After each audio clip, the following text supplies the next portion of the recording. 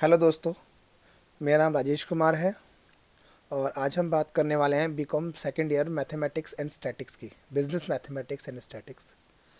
तो business mathematics और statistics में क्या होता है? तो बेटा, बिजनेस स्टैटिक्स जो होती है वो आपके एग्ज़ाम में टोटल 50 मार्क्स की आती है, ठीक है। और जो आपकी बिजनेस मैथमेटिक्स होती है, जो बिजनेस मैथमेटिक्स होती है वो आती है टोटल 25 मार्क्स की, ठीक है बेटा। जो स्टैटिक्स का एग्ज़ाम होता है वो आपका होता है 2 घंटे का, और जो उसी के तुरंत बाद ये एग्ज़ाम जो होता है कितने का होता है, 1 घंटे का। टोटल 3 घंटे का आपका एग्ज़ाम होता है।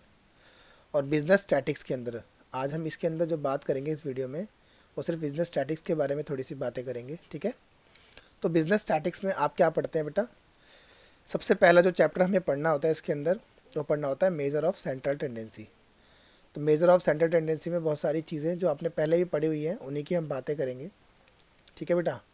उसके बाद दूसरा जो चैप्टर होता है वो होता है डिस्पर्सन। तीसरा चैप्टर होता है कोरिलेशन। चौथा होता है रिग्रेशन। और उसके बाद आता है index number and time series. तो ये 6 चैप्टर आपको बिजनेस स्टैटिक्स के अंदर पढ़ने होते हैं, ठीक है बेटा। इसके बाद हम बात करते हैं आगे कि जो हमारा पहला चैप्टर है मेजर ऑफ सेंट्रल टेंडेंसी। जो ये हमारा चैप्टर है, इसके अंदर बेटा हम क्या बातें करेंगे? जो हमारे टॉपिक्स होते हैं इस चैप्टर के अंदर जो हमें पढ़ने होते हैं, सबसे पहला जो टॉपिक होता है बेटा वो होता है मीन का। मीन को हम अर्थमेटिक मीन भी बोलते हैं। अर्थमेटिक शॉर्टकट में इसे हम अर्थमेटिक मीन यानी एम बोलते हैं। इसका जो डिनोटेबल साइन होता है वो होता है एक्स बार, जो आपने पहले भी पढ़ा हुआ है, ठीक है। बट थोड़ा सा हम डिटेल में इसके अंदर जानते हैं इसके बारे में। फिर दूसरा जो टॉपिक आता है हमारे पास आता है मोड का। मोड, ठीक है। मोड भी आप लोगों ने जो है क्लासेस 10th में और 9th में पढ़ी होंगी, और आपकी अगर 11th में स्टैटिक्स होगा तो उसमें भी आप लोगों ने पढ़ा होगा, ठीक है। फिर बात करते हैं हम मीडियन की। मीडियन भी जो है आप लोगों ने पहले ही पिछली क्लासेस में पढ़ा है। फिर आता है ज्योमेट्रिक मीन।